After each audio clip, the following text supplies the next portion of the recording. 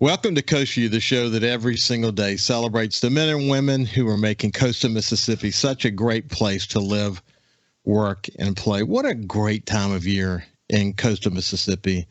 Took a ride around last night just after it got dark, and man, it was just people starting to put up their Christmas decorations. Just a beautiful time of the year. We usually would have had ours up by now, but we had a lot of visitors during Thanksgiving, and we didn't want to try to, get ready for that. And we had also a special birthday celebration. A lot to get ready for as it related to Thanksgiving. So we decided to put our decorations up after Thanksgiving. So we're literally working on those as we speak. But I was putting the Christmas tree up yesterday, and I had to give in on that one, incidentally. We did real Christmas trees forever, and I love the smell of it. I love the process of going to buy it. But we got a fake one now, but it's a good one. Comes together in multiple pieces, and it's real high, and the lights are already built in, and that's pretty cool. And then you can adjust it and close the gaps and make it pretty. But my grandson Liam was there with me when I was putting it up, and he was just fascinated by it, just fascinated by everything about it. And this big tree evolved, and he had done it at his house the day before. And I just loved looking at it through his eyes. That's the beauty of these moments, being able to see it through your kids and your grandkids' eyes. And it reminded me of something my friend Stacy Waldrop posted, and it was something by Hans Christian Andersen. You probably have heard it before, but it's just a reminder that life's so much more grander when you see it through kids' eyes. But here's what Hans Christian Andersen said: "The whole world is a series of miracles, but we're so used to them, we call them ordinary things." Isn't that true? That we get so used to all these incredible miracles around us, so many miracles, and but when we see them through a kid's eye, man, it just kind of changes things dramatically. My friend Susan Myers-Griggs posted something from F. Scott Fitzgerald that I thought is so perfect, and it reminds us the value of a smile. But here's what F. Scott Fitzgerald wrote: "It was only a sunny smile, and little it cost in the giving. But this morning, but like morning light, it scattered the night and made the day worth living." Just a great reminder just to smile. We pass people sometimes, and we got things on our mind, and we don't look at them in the eyes and say good morning or good day to them and give them that great smile. But it's amazing how that can carry on for sure. Hey, speaking of light, the harbor lights in Gulfport are in full bloom now, and I'm looking forward to chatting today with a very special guest, Jase Payne, who has responsibilities for marketing. I think he probably has responsibility for lots of other things as well, because when you work for the city, there's always something to do, and it's everybody has to be a bit of a jack of all trades. But his official title is Communication and Marketing Manager for the city of Gulfport, and he's a good friend of mine and good friend of the show. Jase, how you doing, my friend? I'm good. Thank y'all for having me back. Christmas is it's here. It is here. I'm right though about you got to kind of be a jack of all trades, don't you? Yeah. Yes, you do. You do. It's interesting being in this position now in the mayor's office.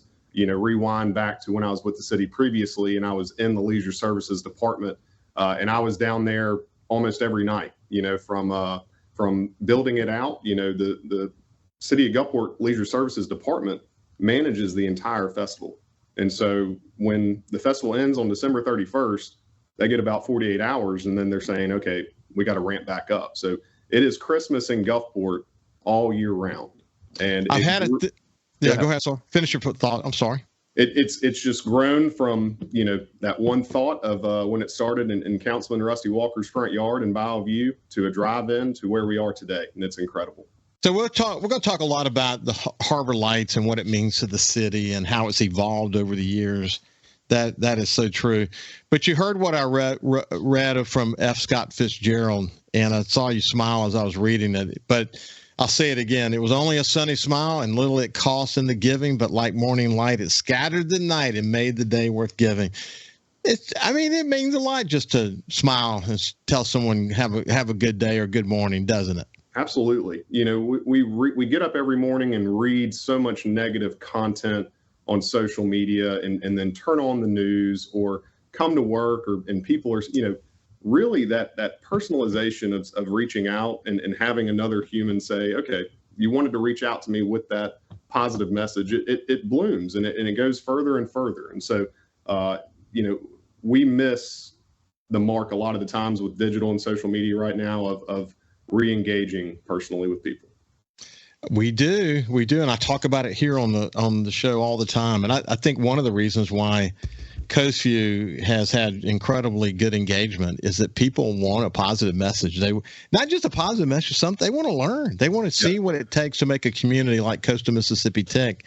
And I enjoy bringing these conversations every day for that purpose, just to help people see the wonderful things. And we're going to tackle issues from time to time, but the reality is there's so much to celebrate, and I really want to make sure that we're doing that. And that's why that first thing I shared about there are so many miracles around us. We get so used to seeing them that we sometimes, we take them so much for granted. But yes, Christmas is a time to be reminded, and there's been kind of a theme of Coastview over the last week or two around this whole notion of shopping local and what does that really mean. But we're lucky. I mean, we've got big business, we've got wonderful industries on the coast, a very diversified economy, but it's small business. That's what makes this community tick. And I always call what they do a miracle, because they, speaking of jacks of all trades, you got to be a monomaniac on a mission to own a small business.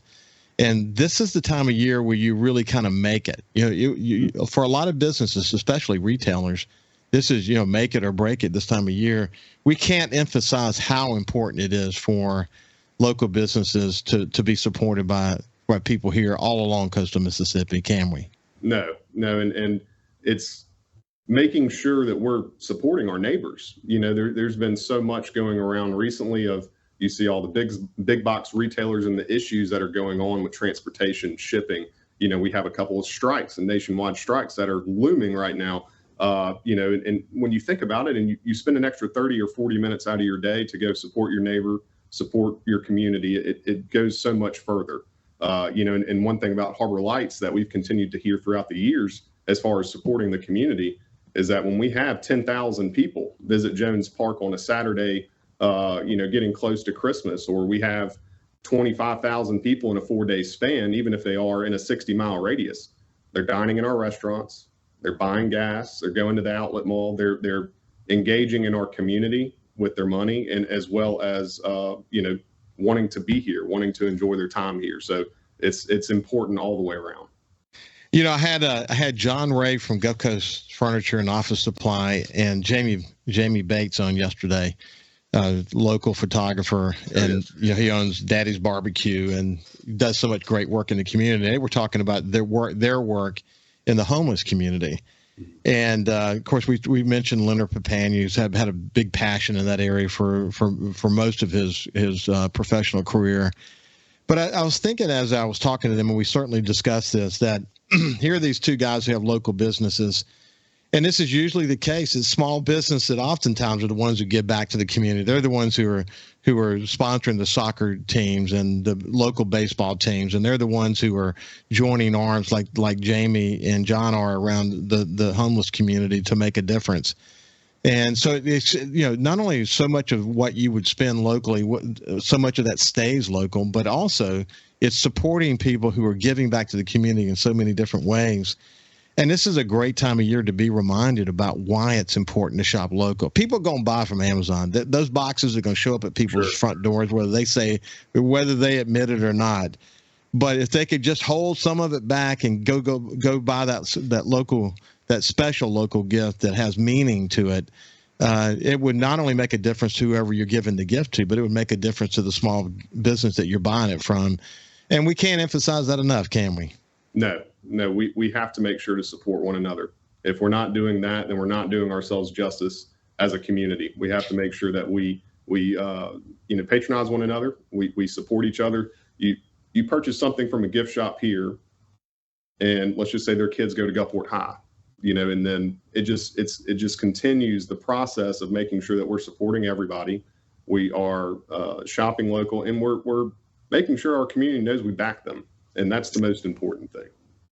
Speaking of Leonard Papania, I had him on a week or so ago talking about the important festival you guys just had, and at Centennial Park. What a great venue that is, incidentally. How did it go? It went great. We had a little bit of gloomy weather. It was good gumbo weather, actually. It was perfect gumbo weather, cold, little damp outside, very gray. But, hey, we probably had over 1,000 people come to Centennial Plaza for Gumbo Fest. And so for an inaugural event, first time, and looking forward to next year, it's going to get bigger and bigger. But we ran out of gumbo in about an hour and a half.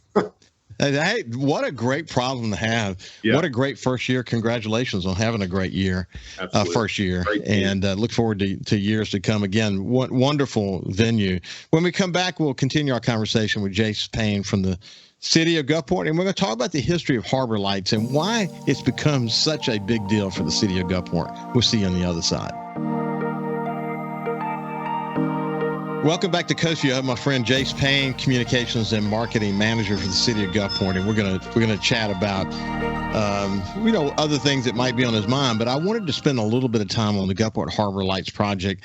I can remember the day it was announced that something was going to happen down there, and you had businesses that were supporting it. And first year was great, but it's amazing the evolution that has happened since then and what it's actually become for the city. It seems like every year there's a new little wrinkle, something cool that's been added to it. It's become this like really, really big deal, hasn't it? It has. 110,000 people visited Harbor Lights last year. And from the evolution side of things, Councilman Rusty Walker started a light show in his front yard, and I remember going. All of our friends and family, we'd go, park right there by the track at Bellevue Middle School and watch it. And through the years, it got bigger and bigger to where he had a line on Washington Avenue trying to watch his front yard. And so he spoke with Rick Carter and Island View, and they are a tremendous asset to our community through and through with what they do outside of business ventures as well. And they found a way to really get a solid $2.5 million investment to get this running. And that went to buying all the lights, to buying supplies, to the whole 9 yards to get this festival up and running. The first year was a drive-in. I think it was like $25 per car. You could park or drive through and listen to the radio. Started to get bigger, and so the next year we started that walk-through process. And it's gotten to the point to where I think when I first started with the city in 2016, we had 42,000 people, visit the festival, and we were excited. We were very excited, and then it went to 48 and 52, and it has just skyrocketed over the last few years. I do think we saw a surge last year. People, have been built up, wanting to get back because we had to cancel the year before because of Hurricane Zeta. 2021 was, 2020, people missed it. They missed it a lot. And so last year when we saw 110,000 people come through Jones Park and visit the festival, that was incredible. Yeah, Rick Carter is a personal friend of mine. We go back a long way. So is Terry Green, and that commitment by Island View. Rick does lots of things for the community, a lot of things people don't even know about. But right, that commitment. I remember when he made the commitment, he was very proud of it. And I think even if you talk to him today, he would be, and I'll have to come back and ask him about it, but he would be thrilled to see what has come of this investment in the community that he made. Over 100,000 people walking through this event. Right. And, now you have a Hallmark movie that's going to come back every year with the mayor's cameo and, and all the scenes from Gulfport, centered around Harbor Lights. I mean, that has a way of making people even more aware of it around the nation, doesn't it? Yes, it does. We, Daniel and his crew did a great job producing that. And that entire movie spawned from a local New Orleans, Louisiana producer visiting the festival. He had shot some films here on the coast. He came to us a week later and said, "This is incredible, and we've got to put this on the movie screen." And sure enough, he started speaking with the mayor and our leadership team, and we made it happen. And we've had calls from all over the country. people wanting to buy shirts, people saying this is a real festival. We saw this movie on Lifetime and couldn't believe it. And now we're seeing it's the real thing. And so we continue to see a large footprint, not only from that, but from the product we're putting out. A lot of people who visit family here, who may fly in and visit people on the coast or come to the casino or do whatever they do during the holiday season, they're coming and they're going home to Texas or New York or Illinois and saying, look at what they've got down there. We had, I think, probably 7 or 8 families who tagged us in posts over the weekend saying that they were coming. And so we had to close Saturday, but Friday and last night, we've seen, I think, close to 7,000 people. And that's incredible. And you think about where all this is headed. So I've often said about the Mississippi Aquarium that when you stand on that campus and look out over in the daytime, obviously look out over Jones Park and the harbor, it's a very unique kind of campus. Yeah. Probably unique nothing like it in America. And then as the walkover gets finished, access to that parking over there, the way it all connects together, it's just going to put Harbor Lights even more on steroids, isn't it? Yes. Yeah. And, the tram bridge, when that's finally done, a lot of people don't realize the lights that are going to go on that bridge can be controlled as well. So whether if it's Mardi Gras, Harbor Lights or anything like that, Coast Transit Authority, is a great partner of the city and the aquarium. And so it's going to, once all of that finalizes and we're seeing people coming down the tram bridge into Jones Park, visiting the festival, that's going to be a sight to see. So that's it. And then the way it connects to the harbor, and then, you got the Barksdale Pavilion right there. That's the perfect location to have literally a Christmas light display. I mean, obviously it's called Harbor Lights, but this wonderful people just take it all in and they love it. How one of the ways you can tell is looking on Facebook or social media in general, Instagram, the number of families that go there, take photos and then post those photos. Right. I noticed that as you mentioned a few minutes ago, the Facebook page for Harbor Lights has just blown up, and part of the reason, and it's all organic. I mean, you're not paying to have that boosted. You're just, people are engaged with it, aren't they? They are. I do run ads for the festival on social media, but this has really been more of an organic following from day one. When I first in 2016, we had a few thousand followers. As the festival has grown, we continue to. I think we have 42,000 followers now, which is good. It's around the same as the mayor's office. Yeah. And there's other festivals that have been going for 20 years that may not even have that. But if I post, as I did this past Sunday or last Sunday, that the festival was starting Friday, I mean, it had 1,000 likes, 2,000 shares, and hundreds of thousands of impressions within an hour.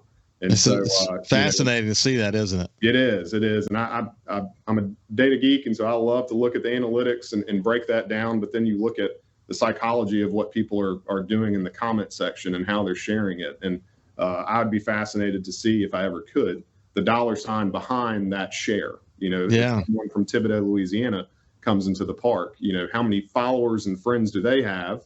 And then the engagement from that side. So you can't buy that. You can't buy that.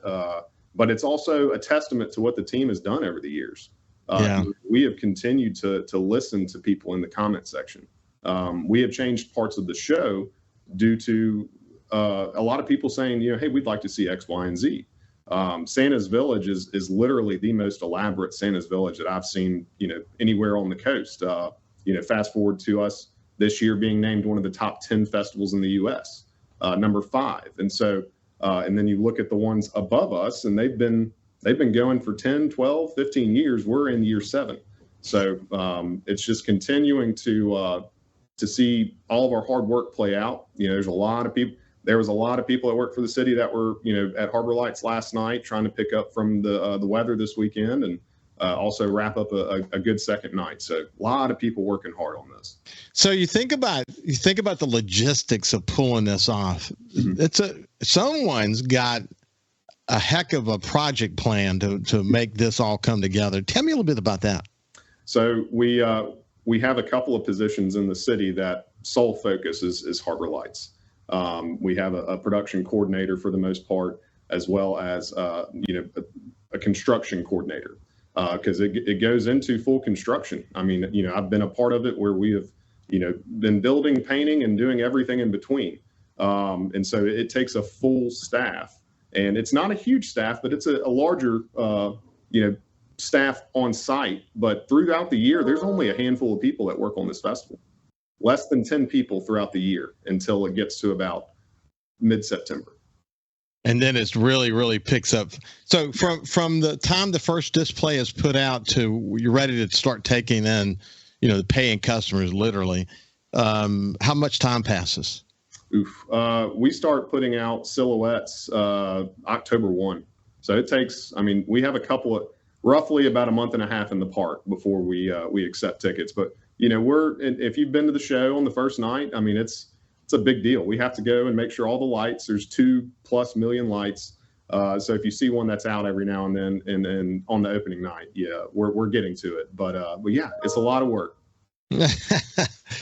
So again, like you said, you can't buy the kind of marketing. And for people who don't know the word organic, that means that people are engaging in it because they want to be engaged in it, and they're spreading it or sharing it because they want their friends to be engaged in it.